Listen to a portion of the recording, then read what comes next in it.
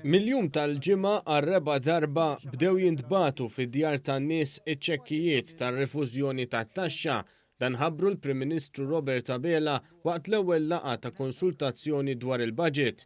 Illum ninsab f'pożizzjoni li nħabbar li għada stess fil-letter boxes għar-raba' sena konsekuttiva se ssibu iċ-ċekk tar-rifużjoni tat-taxxa.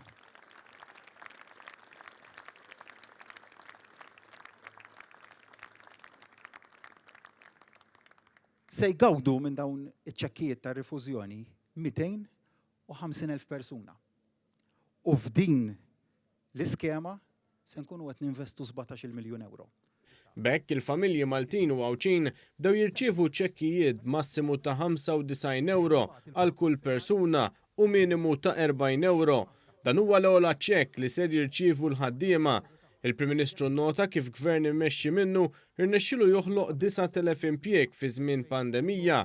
Fil-laqgħa ta' konsultazzjoni dwar il-baġit indirizza lil dawk preżenti wkoll il-Ministru għall-Finanzi u x-Xogħol Clyde Caruana li stqarr kif ir-riżorsi li pajjiżna għandu bżonn biex ikompli jinvesti fin-nies ser iġibhom minn ħlasijiet dovuti li l-Gvern qatt ma ġabar.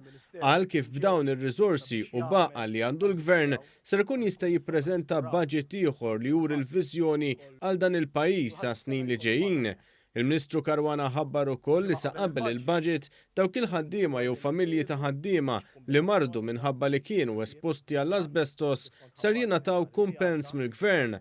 Kellna diversi ħaddiema tat-tarzna, uħud minnhom sfortunatament minħabba dil-marda tilfu ħajjithom.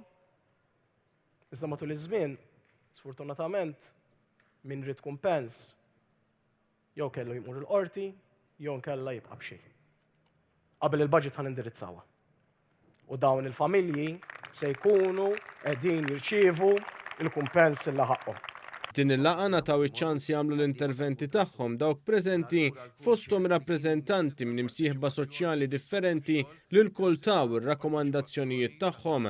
Ir-rakkomandazzjonijiet li l-Ministru Caruana laqahom u assigura li ser ikunu qed jiġu indirizzati wkoll permezz tal-baġit li jmiss.